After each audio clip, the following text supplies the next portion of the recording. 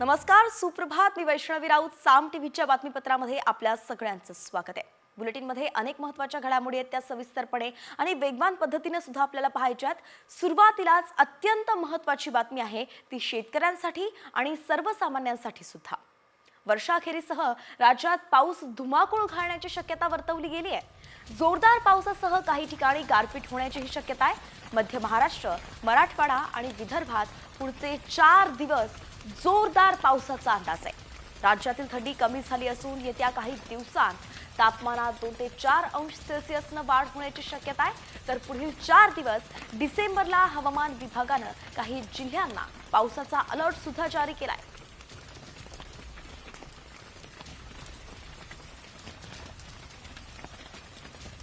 एकंदरीतच आपण पाहतोय की पुढचे 4 दिवस राज्यातील जवळपास 16 जिल्ह्यात पावसाचा इशारा देण्यात आलेला आहे. त्यामुळे आता शेतकऱ्यांनी आपल्या पिकांची काळजी घेणं गरजेचं आहे.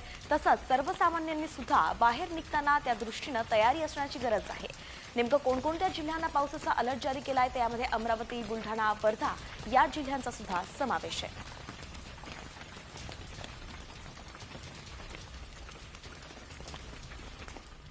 आणि यानंतर आता शेतीच्या संदर्भातील बातम्यांचा वेगवान आढावा ॲग्रो टॉप 10च्या माध्यमातून.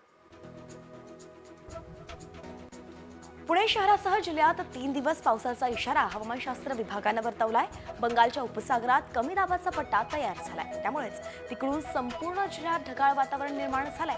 तसंच उत्तर भारतातून शीतलहरी येत असल्यामुळे थंडी आणि पाऊस असं वातावरण सध्या राहणार आहे. गहू, तांदूळ, हरभरा आणि ज्वारीचा पेरा गेल्या वर्षीपेक्षा वाढलेला आहे. सोयाबीनमध्ये असलेल्या मंदीमुळे मोहरी, भुईमूग आणि करडीची लागवड कमी झाली आहे. तर गेल्या आठवड्यापर्यंत आघाडीवर असलेली मक्याची लागवड आता गेल्या वर्षीपेक्षा 4.1% घसरली आहे. मुरबाडमध्ये भात खरेदीला सुद्धा सुरुवात झाली आहे. त्यामुळे शेतकरी आता समाधान व्यक्त करतायत. भात विक्री करण्यासाठी खरेदी विक्री संघाकडून 7,000 शेतकऱ्यांनी टोकनही घेतलेत. दररोज 50 ते 100 शेतकऱ्यांकडून भात खरेदी केली जाते.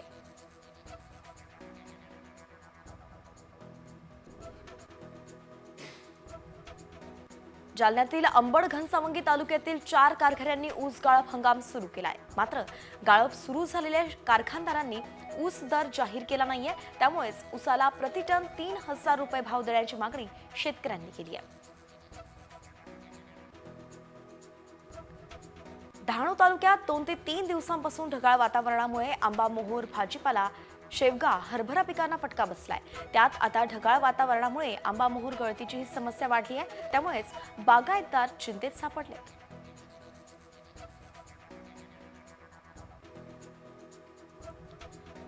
पंतप्रधान सूर्यघर मोफत योजनेला ग्राहकांचा चांगला प्रतिसाद मिळालाय. फेब्रुवारीमध्ये सुरू झालेल्या योजनेसाठी आतापर्यंत महावितरणकडे 3 लाख अर्ज आलेत आणि त्यापैकी 83,000 ग्राहकांकडे सौर ऊर्जा प्रकल्प बसवण्यात आलेत. सूर्यघरसाठी केंद्र सरकारकडून 647 कोटी रुपये अनुदान मंजूर झालंय.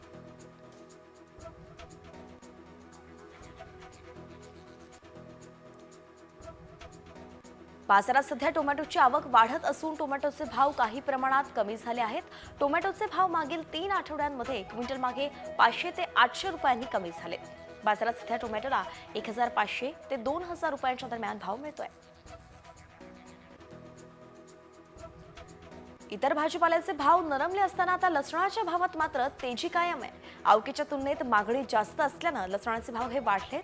लसणाला बाजारात प्रति क्विंटल 20,000 ते 25,000चा भाव मिळतोय.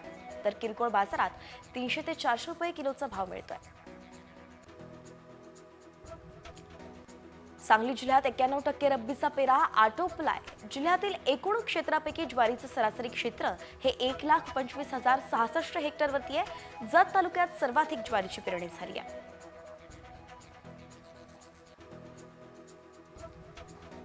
रेशन दुकानांमध्ये होणाऱ्या गैरव्यवहाराला चाप बसवण्यासाठी आधुनिक प्रणालीचा अवलंब सुरू झालाय. रेशन दुकानांमध्ये धान्य आल्याचा मेसेज आता थेट लाभार्थींच्या मोबाईलवरती येणार आहे. लाभार्थींनी रेशन कार्ड दुकानात सादर करायचे. तसंच आधार कार्ड आणि मोबाईलची नोंदणी करण्याचं आवाहनही वरिष्ठ अधिकाऱ्यांनी केलंय.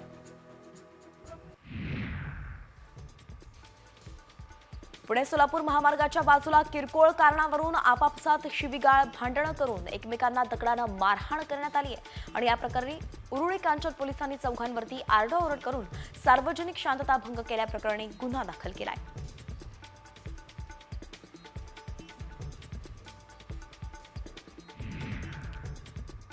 लातूर शहरात मद्यधुंद ट्रक चालकानं धुमाकूळ घातलाय. ट्रक चालकानं 5 ते 7 दुचाकींना धडक दिली आहे. यात 4 ते 5 जण जखमी झाल्याची माहिती आहे. त्यामुळे परिसरात एकच गोंधळ उडाला होता. दरम्यान ट्रक चालकाला पोलिसांनी ताब्यातही घेतलाय.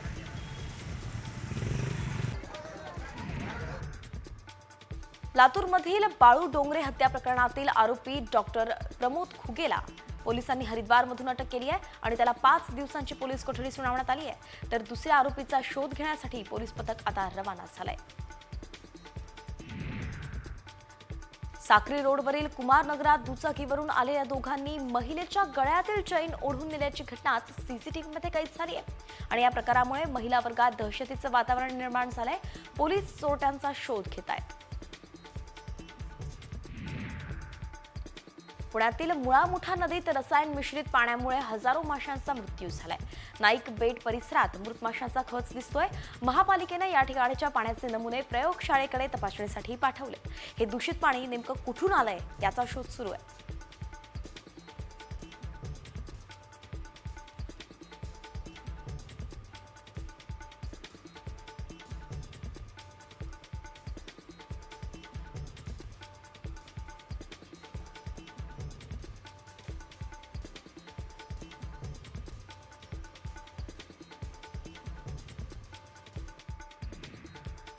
एकतीस डिसेंबरपर्यंत विविध ठिकाणी मोठ्या प्रमाणात पार्ट्यांचं आयोजन केलं जातं. त्यात रेक पार्ट्यांमध्ये पोलिसांची करडी नजर ठेवण्यात येणार आहे. तसंच अंमली पदार्थ पुरवणाऱ्या तस्करांची माहिती काढण्यासाठी पोलिसांनी खबऱ्यांचं नेटवर्क कामाला लावलंय.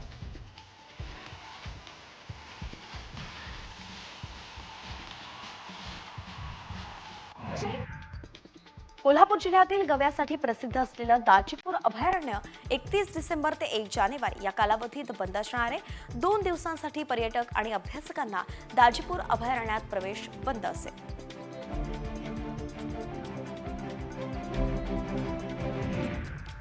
दोन वर्षांपासून मुंबईकरांच्या पाणीपट्टीत वाढ झालेली नाहीये आणि त्यामुळेच मुंबई पालिकेचे आर्थिक समीकरण जुळवण्यासाठी आता 2025 मध्ये पाणीपट्टीत 8% वाढ करण्याचा निर्णय सध्या सुरू आहे. परंतु या संदर्भात अद्याप कोणताही निर्णय झालेला नाहीये असंच पालिका आयुक्तांनी सांगितलंय.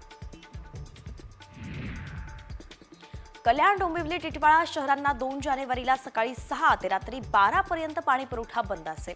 कल्याण आणि डोंबिवली महापालिकेच्या उल्हास नदीकाठच्या जलशुद्धीकरण केंद्रात दुरुस्तीची कामं करण्यात येणार आहेत आणि त्यामुळे पाणी पुरवठा बंद असेल. पुणे बंगळुरू महामार्गाच्या कामाला लवकरच सुरुवात होणार आहे. आता नव्या द्रुतगती महामार्ग पूर्ण झाल्यास पुणे बंगळुरू हा प्रवास 7 ते 8 तासांतच होणार आहे. मुंबई पुणे द्रुतगती महामार्गाला जोडल्यानं मुंबईहून बंगळुरूला जायला आता केवळ 9 ते 10 तासांचाच कालावधी लागेल. JNPA समुद्रात आता स्पीड बोटी उतरवणार आहेत. सागरी मार्गाने प्रवास करणाऱ्या नागरिकांना मुंबईतून उरण आता फक्त 35 मिनिटांत गाठता येईल. हा सुसाट प्रवास येत्या फेब्रुवारीपासून सुरू होईल.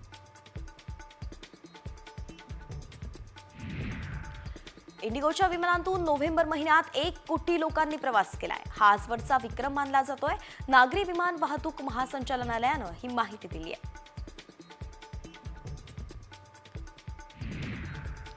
पश्चिम रेल्वेवरती नोव्हेंबरमध्ये विना तिकीट, चुकीचे तिकीट तसंच बुक न केलेलं लगेज घेऊन जाणाऱ्या प्रवाशांकडून सुमारे 13 कोटींचा दंड वसूल करण्यात आलाय. 2 लाख प्रवाशांविरोधात ही कारवाई करण्यात आली आहे.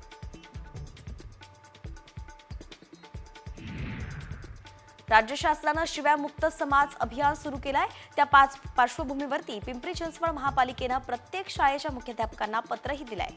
आई बहिणींचा उल्लेख असलेल्या अश्लील शिव्यांवरती पूर्णपणे बंदी घालणं आणि शिव्यामुक्त समाजासाठी विद्यार्थ्यांना शपथ घेण्याच्या सूचना या पत्रात देण्यात आल्या. यवतमाळमध्ये मुद्रांक शुल्क विभागानं 100 रुपयांऐवजी 500 रुपयांचा स्टॅम्प बंधनकारक केलाय. त्यामुळे सर्वसामान्य नागरिकांना आर्थिक फटका बसतोय. मुद्रांक शुल्काच्या दंडाने नागरिकांना छोटी मोठी कामं करताना अधिकचे पैसे खर्च करावे लागत होते. त्यामुळेच 100 रुपयांचा स्टॅम्प पुन्हा सुरू करण्यात यावा अशी मागणी नागरिक करतात.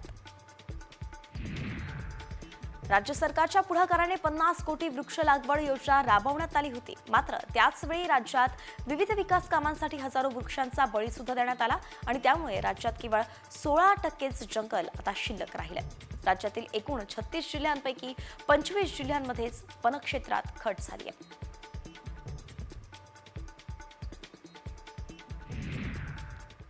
तुम्ही चांदी खरेदी करणार असाल तर तुमच्यासाठी अत्यंत महत्त्वाची बातमी आहे. कारण सोन्यानंतर आता चांदीच्या दागिन्यांना सुद्धा हॉलमार्किंग असणार आहे.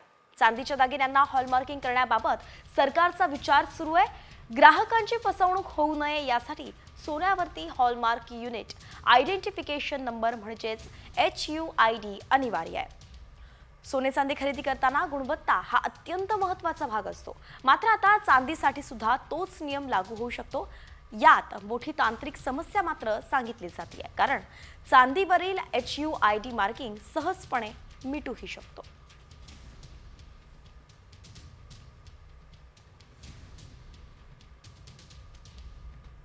यानंतर पुन्हा टॉप 50 कडे वळूयात. घेऊयात उर्वरित बातम्यांचा वेगवान आढावा.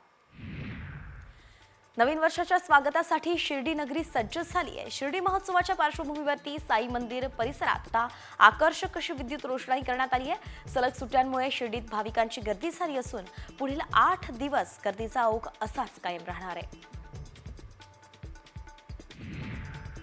पुण्याच्या इंदापूरमध्ये टिपू सुलतान जयंतीनिमित्त पोलिसांकडून शहरात रूट मार्च काढण्यात आला. शहरातील पुणे सोलापूर महामार्गावरून हा रूट मार्च काढला गेला. राज्य राखीव दल आणि इंदापूर पोलिसांकडून शहरात कायदा आणि सुव्यवस्था अबाधित राहण्याच्या उद्देशानं रूट मार्च काढण्यात आला. धुळ्याच्या साक्रीत 13 जानेवारी ते 15 जानेवारी दरम्यान केंद्रस्तरीय आदिवासी एकता संमेलन आयोजित करण्यात आलंय आणि याच पार्श्वभूमीवरती 5 राज्यांच्या कार्यकर्त्यांची बैठकही पार पडली. मध्य प्रदेश, गुजरात, राजस्थान आणि छत्तीसगडच्या पदाधिकाऱ्यांनी संमेलनाचा आढावा घेतला.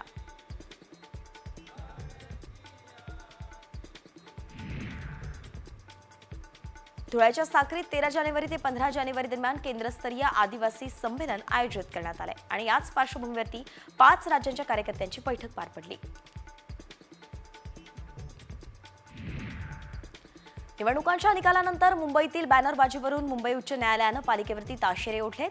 अनधिकृत बॅनर संदर्भात उच्च न्यायालयाचा स्पष्ट निर्देश असतानाही मुंबई महापालिकेनं कोणतीही उपाययोजना केली नाही असं म्हणत उच्च न्यायालयानं महापालिकेला फटकारलाय. भारतीय संविधानाचा अमृत महोत्सवी वर्षानिमित्त कोरेगाव भीमा विजय स्तंभाची सजावट करण्यात आली आहे. 1 जानेवारी 2025च्या शौर्यदिनी भारतीय संविधान आणि डॉक्टर बाबासाहेब आंबेडकरांचं तैलचित्र, अशोक चक्र असलेला निळा ध्वज आणि जय भीम घोषवाक्य विजय स्तंभाच्या सजावटीमध्ये दिसणार आहे. देवेंद्र फडणवीस मुख्यमंत्री झाल्यानंतर आता मंत्रालयातील वॉर रूम पुन्हा एकदा ऍक्टिव्ह झाली आहे. वॉररूममधून पायाभूत सुविधांच्या प्रकल्पाचा आढावा घेतला जातोय. 2014 मध्ये फडणवीस मुख्यमंत्री झाल्यानंतर त्यांनी वॉर रूमची स्थापना केली होती.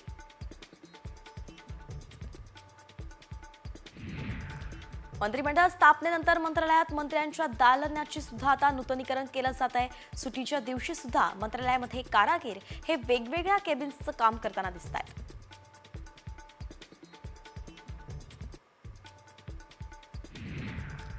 जे रुग्णालयात नवीन वर्षापासून यंत्रमानव आता शस्त्रक्रिया करणारे डॉक्टर, परिचारिका आणि तंत्रज्ञ यांना या संदर्भातील प्रशिक्षण दिलं जात आहे. नवीन वर्षामध्ये या शस्त्रक्रियांना सुरुवात होणार असल्याची माहिती आहे. प्रवाशांच्या सुरक्षेच्या दृष्टीनं पीएमपी प्रशासनानं पुणे आणि पिंपरी चिंचवडमधील बसमध्ये सीसीटीव्ही बसवण्याचा निर्णय घेतलाय. पहिल्या टप्प्यात पीएमपीच्या मालकीच्या 1006 बसेसमध्ये प्रत्येकी 3 कॅमेरे बसवले जातील आणि याच्या निविदा प्रक्रियेचं कामही सुरू झालंय. येत्या 2 महिन्यात कॅमेरे बसवले जाणार आहेत. मुंबई महापालिकेनं बेकऱ्यांमध्ये आता इलेक्ट्रिक किंवा सीएनजी शेगडी बसवणं बंधनकारक केलंय। येत्या काही दिवसात कार्यवाही करणं बेकरी मालकांना बंधनकारक राहणार आहे आणि यासाठी पालिकेनं कठोर निर्णय घेताना 650 बेकऱ्यांना नोटीस बजावली आहे। कार्यवाही करण्याचे निर्देशही दिलेत।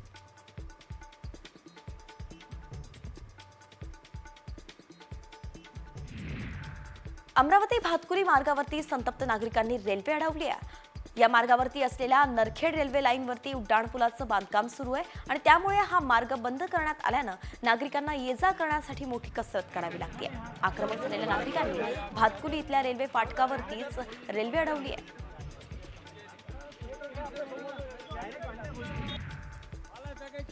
संभाजीनगरात उपचार सुरू असताना डॉक्टरच्या हलगर्जीपणामुळे मुलीचा मृत्यू झालाय। या प्रकरणी पोलिसांमध्ये तक्रार दिली, मात्र कारवाई करण्यात आली नाही। त्यामुळेच मुलीच्या वडिलांनी न्याय द्या म्हणत पाण्याच्या टाकीवरतीच आंदोलन केलं। मकर संक्रांतीनिमित्त पतंग महोत्सवात नायलॉन मांजाचा वापर होतोय आणि यावेळी अहिल्यानगरात 15 दिवसांत 18 गुन्हे दाखल करण्यात आलेत। 3 लाखांचा नायलॉन मांजा जप्त करण्यात आलाय।